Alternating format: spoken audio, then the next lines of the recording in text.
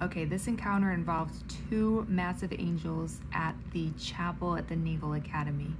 This happened 11 years ago, and my best friend at the time was a midshipman there. So after he experienced this, he told me, so I do remember, I'm going to share with you the details I remember. He and his best friend from childhood were both midshipmen there together at the same time. So they decided to go to the chapel when it was empty, no one else was there, and they walked up to the altar and they kneeled down to pray. Suddenly the Lord opened their eyes, and behind each of them they could see two massive angels. And the angels were so tall that the head of each angel, he said it was either touching or just like kind of almost like going through the ceiling. I just recently, because I've never been to the Naval Academy, but I just looked up the height of the dome in the chapel, and it's 210 feet. So if you can imagine, it's just incredibly tall. And he said that they were holding each a sword. I remember, for some reason, I'm picturing that the swords were facing down and they're holding them like this. But I don't know if that's been distorted over time, but they each had a sword, and they were so mighty and massive and with so much power that both guys felt fear, which is what we see from the people in the Bible that also saw angels in that context. They felt afraid at first, but that was it. That was all that happened. They saw the angels, and then they couldn't see them after that.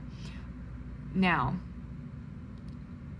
okay, when he told me this story 11 years ago, I had never heard of anyone else in present day times having encounters with angels. When he told me the story, I was 19 years old. I was a Christian, and I believed the Bible, but I was really struggling to believe that what my friend had just seen was true, despite the fact that this friend was extremely trustworthy, and this is the part that really threw me. Both guys had seen the same thing, so there were two witnesses. And because the cognitive dissonance was so heavy in my mind, because what I knew of reality, this narrative wasn't really fitting with what I thought to be true, which was that angels don't appear to people nowadays. And so that was causing some tension in my mind. I didn't share that with him, but I wanted to believe him. I just thought that maybe there had to be another explanation, you know? And that was a really weak argument, considering these guys, they don't do drugs, so take that off the table. They're trustworthy. They both saw the same thing. They had no reason to lie about it. And it wasn't until, well, not even a year later, when I had my encounter with God in Hawaii with the mighty hand, and I'll share that in another video. That's when I suddenly, my narrative, my reality, my perception of what was real, suddenly just mindset shift changed, and I realized, oh, God he does do the things that he did in scripture back in that time, and it is happening now, and angels do appear to people now. And since then I've had more encounters with angels, but I was able to look back and think about my friend's story, because I held that story in my heart. Even though I didn't fully believe it, it was still, I remembered it, and then later on I was able to fully receive it.